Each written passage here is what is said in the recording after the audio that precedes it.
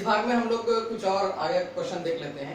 मैं बताया था इससे पहले वाले पार्ट में कि यहाँ पे रूट रूट रूट रहेगा और यहाँ पे कुछ नहीं है, तो मल्टीप्लिकेशन था उसमें, तो मल्टीप्लिकेशन वाला हम लोग देखे थे कि कैसे सॉल्व करना है करके, लेकिन इसमें मल्टीप्लिकेशन के बजाय प्लस या माइनस रहेगा।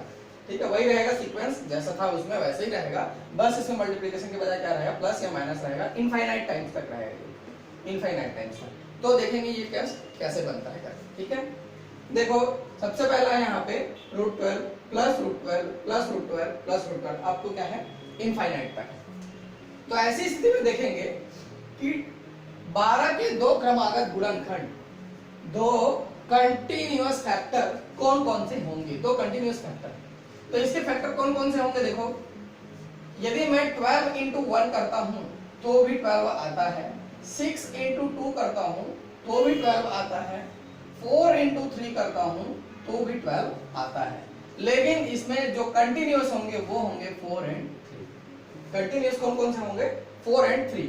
ये सबसे कोई मतलब नहीं, मेरे को 4 एंड 3 से मतलब है। वैसे ही कंटिन्यूअस फैक्टर अपने को निकालने हैं, सब में उसी से मतलब है।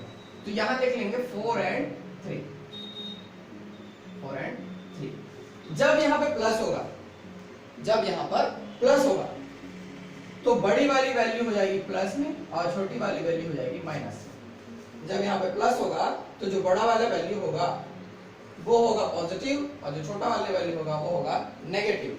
तो ऑप्शन के अकॉर्डिंग यदि ऑप्शन में +4 है तो +4 आंसर होगा और -3 है तो -3 आंसर होगा। या मान लो ए और बी दोनों दिया है तो दोनों ऑप्शन होगा। ठीक है, तो ऑप्शन के हिसाब से आपको उत्तर लेना है। इसका वैल्यू +4 भी आएगा, इसका वैल्यू -3 भी आएगा। ठीक, उधर चल के देखते हैं। आपको ये नहीं समझ में आ रहा हो थोड़ा देर फिर से देखिए इसको, अभी कंटिन्यूस बार बार नहीं देखना है, एक बार कंप्लीट देखने के बाद फिर से देखोगे तो समझ में आएगा। ठीक है ना, नहीं तो रटने जैसा हो जाएगा कि मैं रट रहा हूं ऐसा करके। अब देखो 12, 4 एंड 3 तो यहाँ पे निकला हुआ है 4 एंड 3। ठीक, 4 एंड 3 यहाँ पे लिख लिया। लेकिन जब माइनस की स्थिति होगी तो ये वाला वैल्यू नेगेटिव में आएगा और ये वाला वैल्यू पॉजिटिव में आएगा। ये क्यों हो रहा है आगे प्रश्न में एक दो में बताऊंगा मैं, क्योंकि वो इस मेथड से नहीं बनेगा, ट्रिक से उसको निकालना पड़ेगा, तो आपको बताऊंगा। ये वाला वैल्यू माइनस में आ जाएगा, ये वाला वैल्यू प्लस में आ जाएगा, तो वही ऑप्शन के अकॉर्डिंग अपने को आंसर लेना है। ठीक है, अब आगे चल के देखते हैं। 6 प्लस √6 प्लस √6 ऐसा करके ये इनफाइनाइट टाइम्स तक है। तो इसके फैक्टर्स 1 इंटू 6 होंगे और 3 इंटू 2 होंगे, 3 इंटू 2 होंगे। तो कंटिन्यूअस कौन कौन सा है यहाँ पे, 3 इंटू 2, यहाँ 3 और यहाँ पे 2। तो इसके अकॉर्डिंग ये क्या हो जाएगा, पॉजिटिव, ये क्या हो जाएगा, नेगेटिव। जो भी आंसर ऑप्शन में जो भी दिया रहेगा उसको अपने को ले लेना। जनरली इस कंडीशन में पॉजिटिव वाला पूछता है, इस कंडीशन में जनरली पॉजिटिव वाला पूछता है, इस कंडीशन में जनरली पॉजिटिव वाला ही पूछता है। ठीक है ना, नेगेटिव वाला बहुत कम पूछता है। ऑप्शन में आपके नेगेटिव वाला ऑप्शन नहीं दिखेगा, आपको पॉजिटिव ऑप्शन ही मिलेगा। ठीक है, कोई बात। अभी देखो इसमें चले, इसमें चल के देखते हैं। 3 एंड 2 इसका क्या निकाल लिए अपन, फैक्टर निकाल लिए।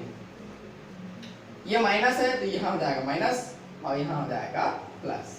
ठीक है, 3 एंड 2, 3 हो जाएगा -3 और +2। ऑप्शन में ये रहेगा, ये हो जाएगा आपका आंसर। जो भी ऑप्शन रहेगा वो हो जाएगा आंसर। ये भी ऑप्शन में रहेगा, ये हो जाएगा आपका आंसर।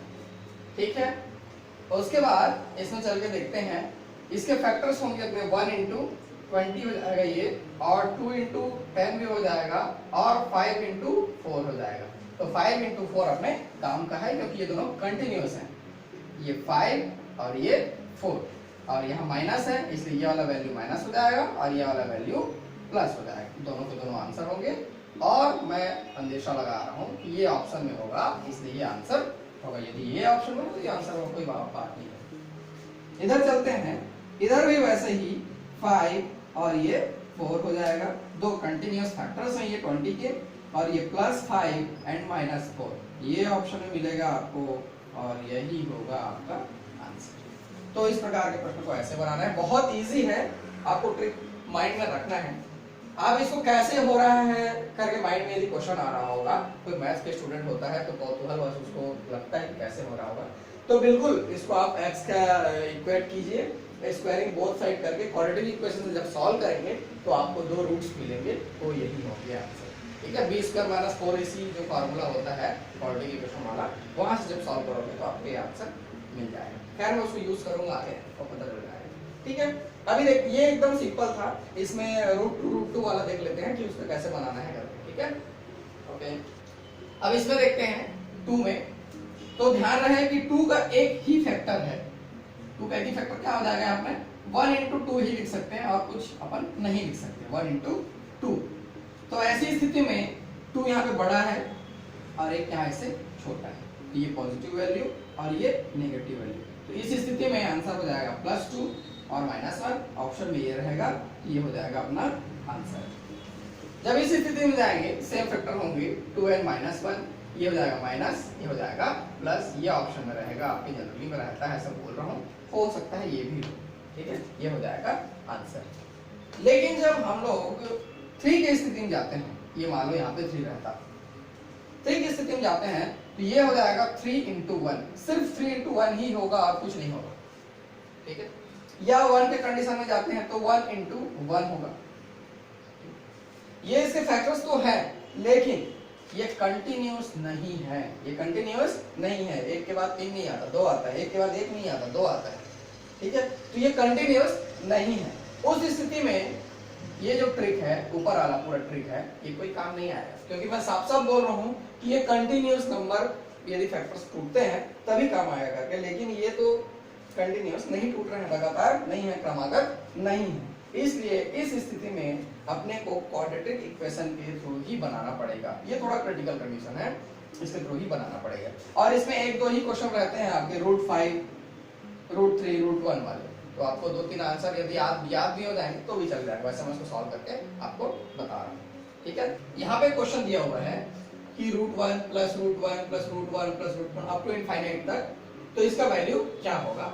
और इसके ऑप्शन है, उसके हिसाब से अपने को आंसर लेना है। 4 ऑप्शन दिए हैं, उसके हिसाब से अपने को आंसर लेना है। तो पहले इसको सॉल्व करके देखते हैं कैसे सॉल्व होगा। इसको मैं सपोज x के इक्वल ले लेता हूँ। ठीक है, लेट कर रहा हूँ मैं, x के इक्वल ले लिया, इसका वैल्यू निकालना है अपने को, तो मान के चलते हैं वो x के बराबर है। अभी मैं दोनों साइड क्या कर रहा हूँ, स्क्वायरिंग कर रहा हूँ। ठीक है, squaring both side, squaring both side. जब मैं दोनों साइड स्क्वायर कर दूंगा तो एक रूट इसमें का बाहर हो जाएगा, तो 1 प्लस, और ये बच जाएगा √1, फिर से वही जो था क्वेश्चन में वही बच जाएगा अप टू इनफाइनाइट तक, प्लस ये क्या हो जाएगा, x² हो जाएगा, ये हो जाएगा x²। तो इसके जगह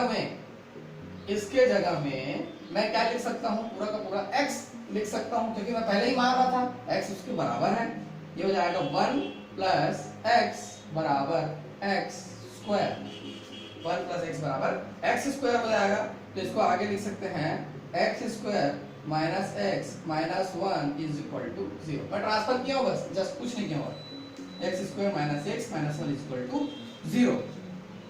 यहाँ से x का जब अपने को वैल्यू निकालेंगे, यहाँ से x का वैल्यू निकालेंगे, तो x के वैल्यू का क्वाड्रेटिक इक्वेशन के हिसाब से फार्मूला होता है -b plus minus under root रहेगा b² - 4ac upon 2a। x का वैल्यू क्या हो जाएगा, -b, प्लस माइनस इसलिए कि एक वैल्यू प्लस में निकलेगा, एक वैल्यू माइनस में निकलेगा, b² - 4ac अपॉन 2a। ये क्या क्या है देखते हैं। -b, इसके सामने कुछ नहीं है। ठीक है, इसके सामने कुछ नहीं है, ये a यहाँ पे है, तो a = हो जाएगा +1, इसके सामने कुछ नहीं है। x यहाँ पे b रहेगा, यहाँ पे किसका मल्टीप्लिकेशन है तो -x हो जा रहा है, तो वो होगा -1, तो b = -1। वैसे c = यहाँ पे क्या है, -1, ये हो जाएगा c = -1। तो a b c तीनों का वैल्यू यहाँ से मिल गया। तो -b, ये माइनस और b का अलग से माइनस, प्लस माइनस b² मतलब -1 का स्क्वायर माइनस 4a + 1। ठीक है, c -1 4ac, ये हो जाएगा अपॉन 2a। ये कितना है यहाँ पे, +1 अपॉन 2a। यहाँ पे माइनस माइनस क्या हो जाएगा, प्लस, तो +1 प्लस माइनस, ये हो जाएगा -1 का स्क्वायर 1 और माइनस माइनस प्लस, और 4 का सबसे गुणा हो रहा है इसलिए 4। ठीक है, ये हो जाएगा 2। उसके बाद 1 प्लस माइनस √5/2, उसके बाद √5, ठीक है। तो इसको 2.2 लिया हुआ है, ठीक है, ध्यान देना है 2.2 लिया हुआ है। तो 1 प्लस माइनस इसको ले लेंगे 2.2/2, ये हो जाएगा 1 प्लस 2.2/2 एक वैल्यू, 1 माइनस 2.2/2 दूसरा वैल्यू, ठीक है, ये हो जाएगा। फिर इसको देखेंगे 3.2/2, तो ये हो जाएगा 1.6। अभी इसको छोड़ देंगे, देखते हैं अपने को ऑप्शन के हिसाब से आंसर मिल रहा है कि नहीं मिल रहा है। तो 1.6, ठीक है, 1.6 है। तो ऑप्शन नंबर आप लोग देखेंगे सी, ऑप्शन नंबर सी कहता है 1 तथा 2 के बीच, 1 और 2 के बीच में अपने को क्या मिलेगा, एक 1.6 भी मिलेगा, जो कि 1 से ज्यादा है और 2 से कम है। तो इसके हिसाब से देखें तो ऑप्शन सी क्या हो जाएगा, हमारा आंसर हो जाएगा। थोड़ा लॉजिक से बनाना है। अब अगली बार जब ये प्रश्न आपके एग्जाम में आएगा तो सीधे सीधे √1 1 या 2 के बीच में उसका आंसर आता है। आपको ये मैं सॉल्व करने का तरीका इसलिए बताया क्योंकि माइंड में रहेगा, एक बार देखे रहोगे तो याद रहता है कि हाँ ऐसा हुआ था करके। अभी अगली बार जब क्वेश्चन में आपके एग्जाम में आएगा तो डायरेक्ट आप लगा सकते हो 1 या 2 के बीच में उसका आंसर रहता है 1.6। कोई बड़ा इशू नहीं, 1 या 2 क्वेश्चन ही ऐसे हैं, कोई अलग से आ गया एकदम तो आपको फार्मूला याद रखना है, ऐसे बनाना है, नहीं तो सीधा सीधा आंसर तो आपको पता है, ठीक है।